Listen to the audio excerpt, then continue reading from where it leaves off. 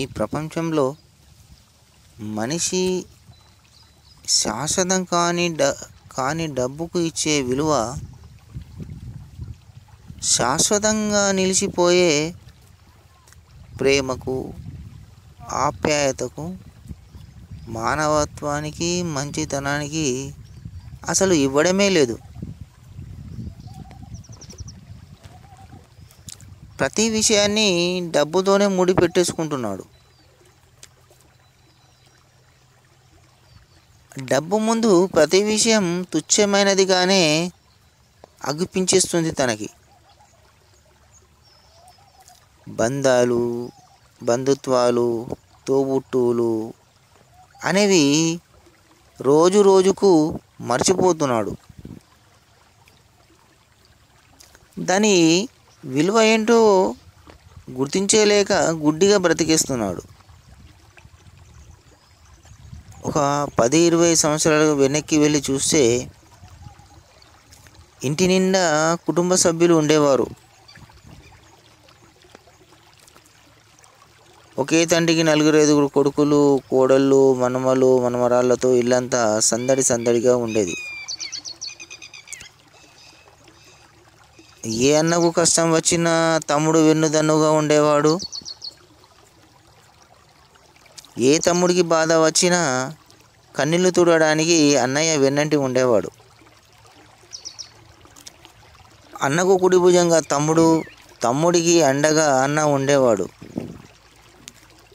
రామలక్ష్మణుల వలె ఎవరికి ఏ కష్టం వచ్చినా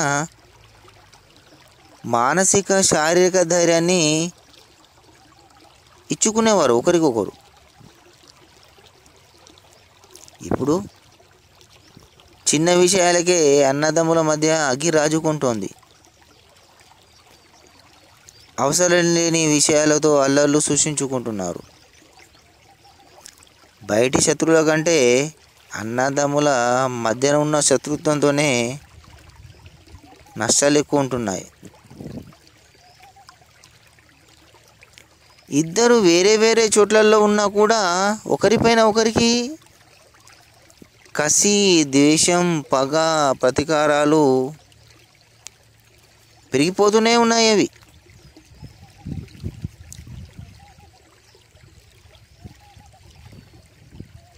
మరి ఏం తెలియని వాళ్ళ, లోకజ్ఞానం అసలు లేని వాళ్ళ అంటే అది కాదు. రాముడిని వదలని లక్ష్మణుడి రామాయణం తెలుసు, ధర్మరాజు మాట జవదాటని పాండవుల మహాభారతం తెలుసు. అయినా కూడా ఏమీ తెలియని అమాయకుల్లా కక్షలు, కోర్టులు, కోట్లాటలు, పోలీస్ కేసులు ఇవే ఇలానే సాగిపోతుంది అన్నదమ్ముల మధ్యన. ఎవరికి ఓపికలు లేవు, ఎవరిపైన ఎవరికి ప్రేమాప్యతలు లేవు. కత్తులు, కటాలు దూసుకోవడమే తప్ప.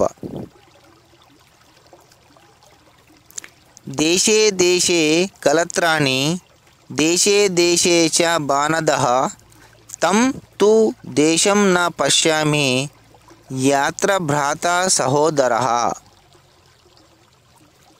ఇది శ్రీరాములు వారు చెప్పిన మాట, మానవాళికి పరిచిన గొప్ప బాట. తోడబుట్టిన వాడితో మనస్పార్థాలు వచ్చిన పెద్ద మనసుతో క్షమించేసి హాయిగా ఉండాలి. ప్రపంచంలో ఎక్కడ దొరకని వాడు మనవాడు, మన తోబుట్టు, అమూల్యమైన వాడు. మన తోబుట్టుని మించిన బలము వారిచ్చినంతగా మరొకరు ఇవ్వరు. కాబట్టి తోబుట్టువులను దూరం చేసుకోవడం అంటే మనము చాలా చాలా కోల్పోతున్నాం అన్నట్టే.